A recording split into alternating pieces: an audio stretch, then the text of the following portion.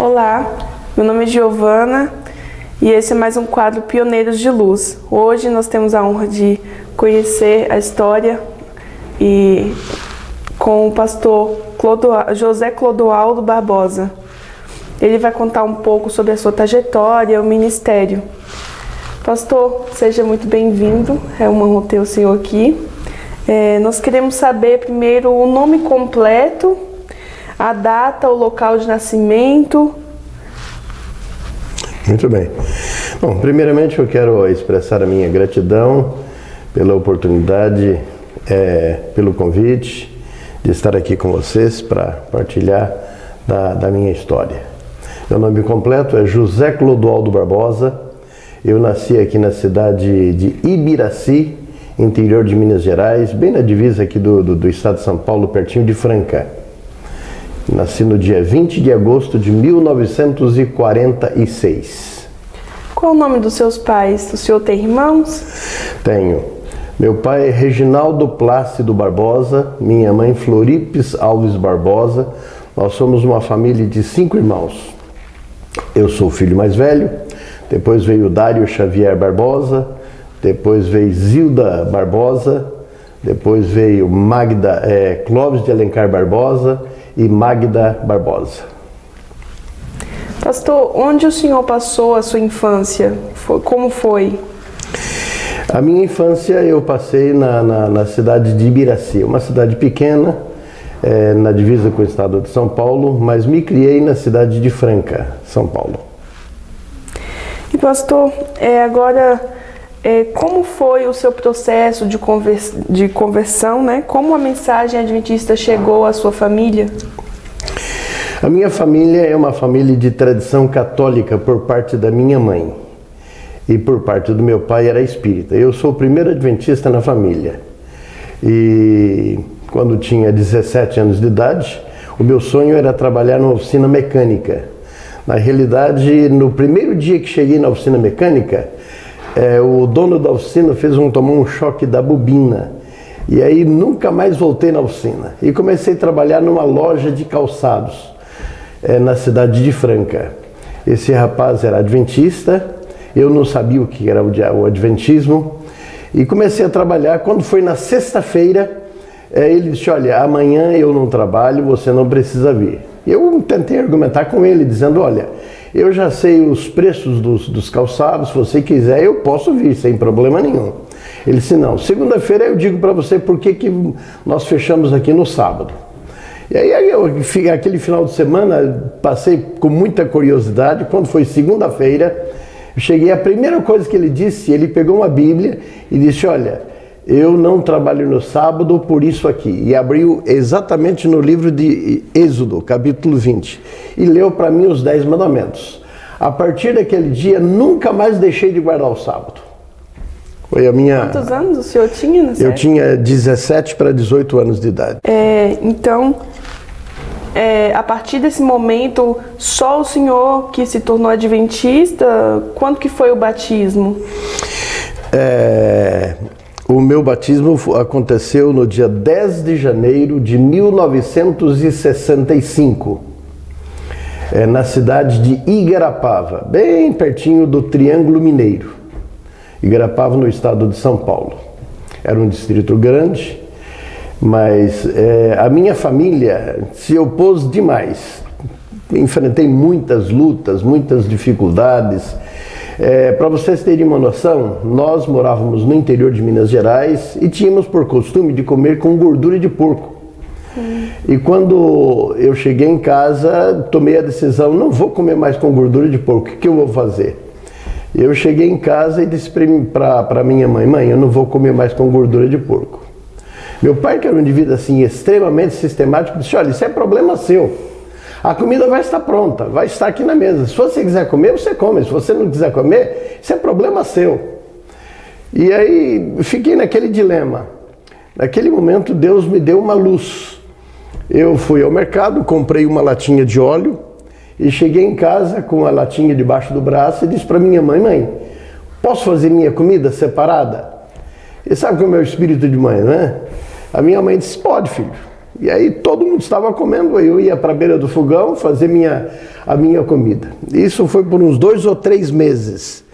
Quando meu pai percebeu que a minha decisão tinha sido para valer, aí eles tomaram a decisão. Disse para minha mãe, olha, vamos começar a cozinhar com óleo, porque senão esse pirralho aí vai morrer de fome. Essa foi exatamente a expressão que ele falou. E graças a Deus foi a primeira vitória. Nós começamos a cozinhar com óleo e não tive mais problema nesse sentido. Depois, algum deles se batizou? Sim. Veio a minha mãe, aceitou a verdade. Infelizmente, ela faleceu logo em seguida, mas permaneceu fiel a Jesus, pelo menos 1 ano na igreja, né? E espero revê-la na manhã da ressurreição. O meu pai, na realidade, nunca aceitou. Mas a gente sempre procurava trabalhar com ele, dando literatura, né? Ele leu O Desejado de Todas as Nações, ele leu O Grande Conflito, a Meditação Matinal, mas ele foi na igreja na realidade 2 vezes. Ele foi no meu casamento e no casamento da minha irmã. Pastor, queremos conhecer um pouco sobre a educação agora. O senhor cursou o primário, quando foi? Qual ano e onde foi? Eu cursei o primário na cidade de Ibiraci. Logo na sequência nós mudamos para Franca, eu fiz o ginásio e naquela ocasião eu fiz contabilidade. E aconteceu um fato interessante, quando eu aceitei a verdade, estava no 2º ano de contabilidade. E naquele ano eu fechei em todas as matérias, só faltou uma única matéria, 1 ponto. E por uma questão, eu entendo que foi por uma providência divina, exatamente aquela matéria caiu na sexta-feira. E eu, desesperado, um jovem de 17, 18 anos, os amigos da igreja foram conversar com a direção da escola, mas não teve solução. Ele disse, olha, naquele tempo tinha segunda época, uma segunda chamada, né? Era uma oportunidade, um exame que era feito logo no início das aulas. Eu então fiquei para a segunda época. Mas os meus pais não tomaram conhecimento. Eu não tive coragem de falar para eles que não fui fazer o exame porque o exame caiu na sexta-feira à noite. Na ótica dele, eles pensavam que eu tinha passado de ano, mas eu estava ali na agonia. E sabia que Deus estava no comando, e quando foi na segunda época, o exame caiu no sábado à noite, mas pegava um pedacinho do sábado. E o que eu fiz? Fiz o meu trabalho missionário, e quando deu o pôr do sol, peguei minha bicicleta e fui para a escola. Não queriam deixar eu entrar. Aí, com muito argumento, tomaram a decisão e deixaram eu entrar. Graças a Deus, passei de ano e meus familiares nem tomaram conhecimento. Qual o local e ano dessa conclusão? Contabilidade eu terminei na cidade de Franca, no um colégio chamado Pestalozzi. E houve algum estudo quando foi que o senhor começou a estudar teologia? Antes de estudar teologia, deixa eu contar um pouquinho da minha história. Eu comecei a trabalhar então nessa loja de calçados, e o proprietário, ele era alfaiate. Ele tinha uma alfaiataria no fundo e a loja na frente. Eu tomava conta da loja e então começamos a estudar a Bíblia. E naquela ocasião eu fiz um curso da Voz da Profecia, depois fiz um outro curso. Naquele tempo tinha um curso chamado Curso Avançado das Profecias. Eu fiz esses 2 cursos e aí tomei a decisão de ser batizado. Graças a Deus, estamos aqui. Sim. E aí, o senhor fez o curso de teologia? O curso de teologia eu fiz no IAE. Não existia aqui o NASP, né?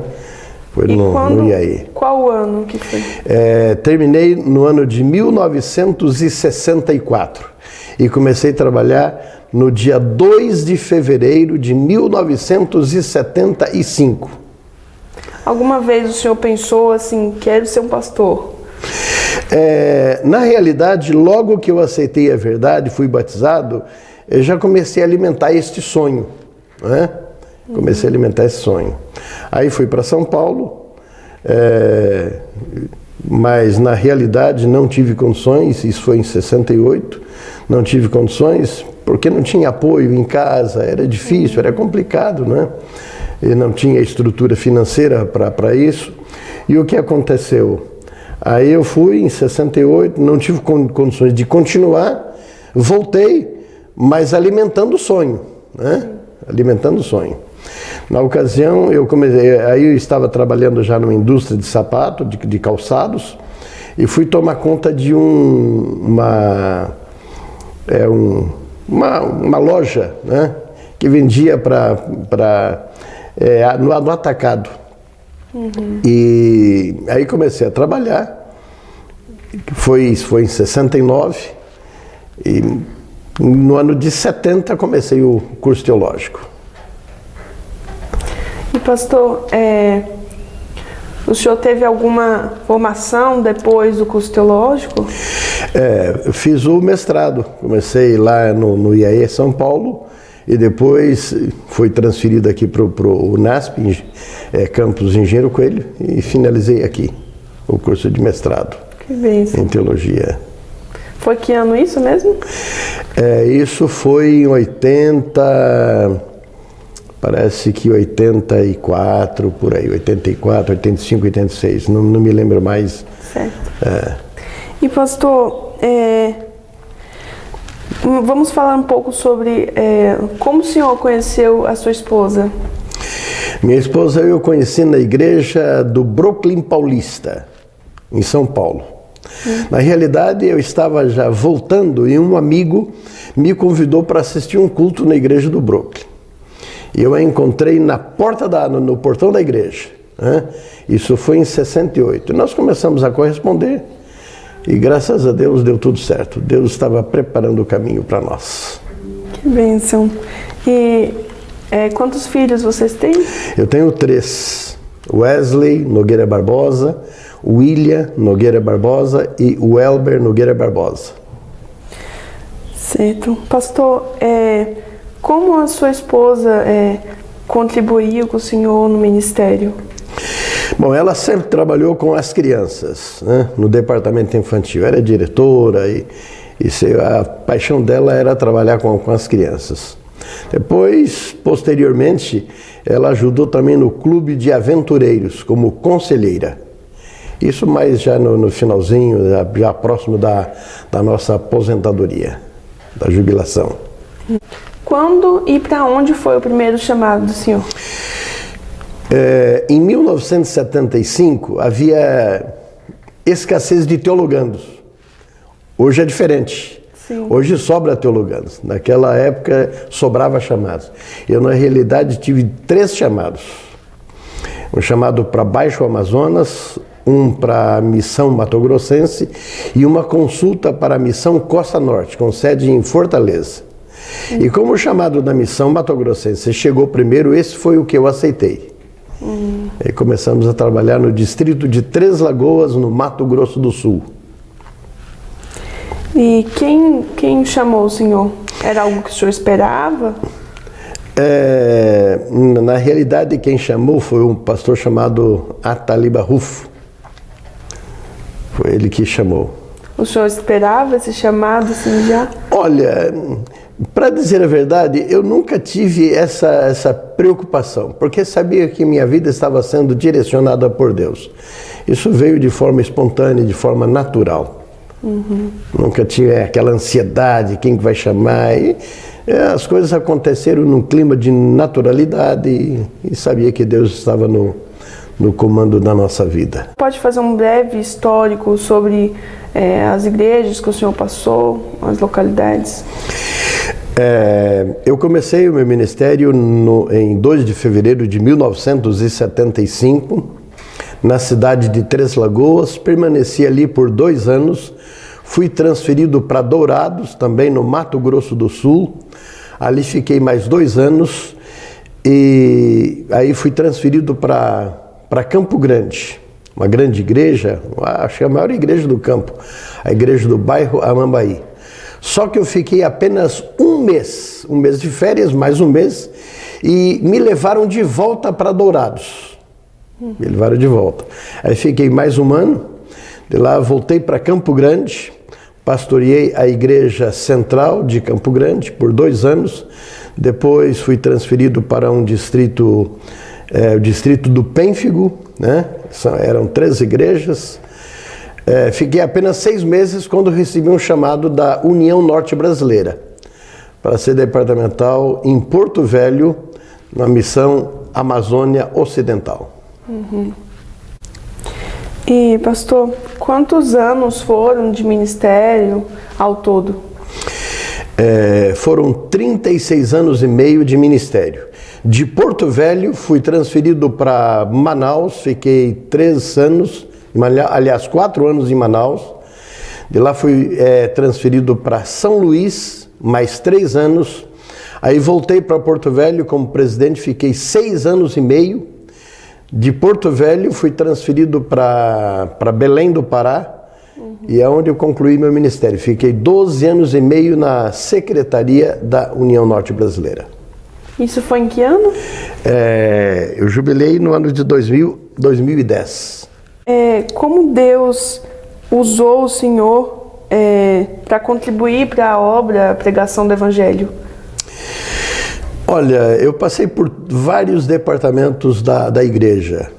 Escola sabatina, jovens, ação missionária, a presidência, secretaria. Mas um departamento que eu realmente me apaixonei foi o departamento de mordomia. Mesmo quando estava na presidência, não deixei o departamento de mordomia. Os 12 anos e meio que passei na Secretaria da União Norte, não permiti que tirassem de mim o departamento de mordomia. Me identifiquei muito. E, na realidade, esse departamento é um departamento que dá 3 alegrias. A curto prazo, a médio prazo e a longo prazo. Quando a gente retrocede os ponteiros do relógio e vê os resultados do passado, isso dá uma alegria que não tem palavras para descrever. Pessoas que não eram dizimistas, que não eram pactuantes e que se tornaram dizimistas, ativos na igreja, pactuantes, né? Isso dá uma sensação, uma alegria muito grande no coração. Qual o senhor acha que foi o seu legado? Eu entendo que foi esse na área da mordomia, né? Quando vejo o passado e percebo que muitas pessoas tomaram uma decisão de permanecerem fiéis, leais à verdade, isso dá uma satisfação muito grande. Pastor, quando foi que o senhor foi ordenado? Eu fui ordenado no dia 3 de março de 1979, na igreja de Dourados, no Mato Grosso do Sul. Quantos anos após o primeiro chamado? Foram 4 anos. 4 anos. Até a ordenação. Fiquei 2 anos em Três Lagoas, depois 2 em Dourados, veio a minha ordenação, quando fui transferido para Campo Grande, mas voltei para Dourados e fiquei mais 1 ano. Uhum. E conte para nós um pouco sobre uma história marcante que teve em seu ministério, que o senhor acha que é muito importante destacar. Olha, a vida ministerial no Norte é uma vida desafiante. Entretanto, se pudesse começar o meu ministério novamente, eu optaria por passar no Norte, porque foi muito gratificante. Vocês sabem que no Norte não tem poucas estradas asfaltadas, o transporte é mais fluvial, através de barcos, ou então avião. E há muitas histórias, eu quero contar apenas uma história.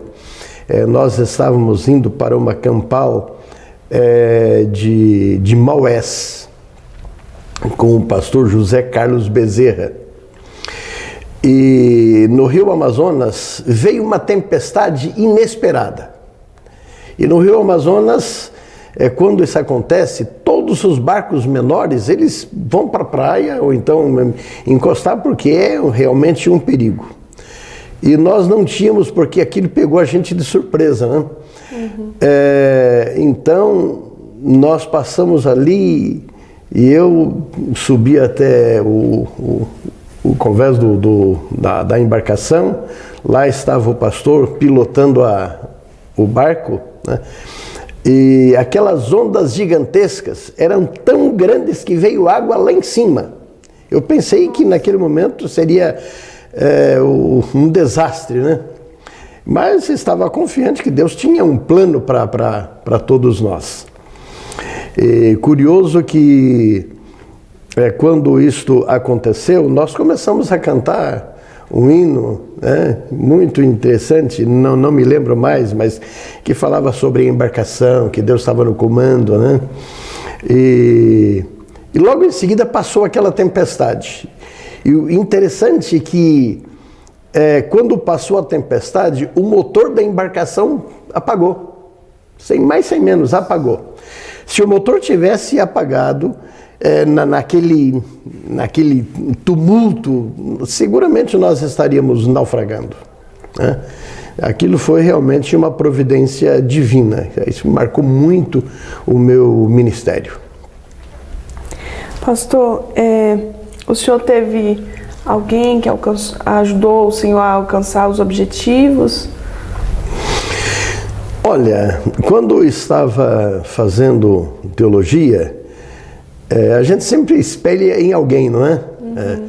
Eu tinha um professor que já falecido, o pastor Orlando Ritter, foi meu professor. Eu tinha uma admiração muito grande por ele, não é? E procurei me espelhar nesse professor. Foi uma inspiração. E quanto ao cuidado com a saúde, o senhor tem algum conselho para chegar até essa idade? Esse é um detalhe bastante preocupante e que muitos não levam isso a sério. Eu entendo que uma boa saúde, ela é necessária para levar o ministério avante, né? Nós temos que ter um bom começo, mas temos que ter um bom fim também, né? Uhum. E isso depende de uma saúde estável. Eu, desde que aceitei a verdade, nunca mais comi carne. Não comi carne. Isso já faz 57 anos que deixei de comer carne.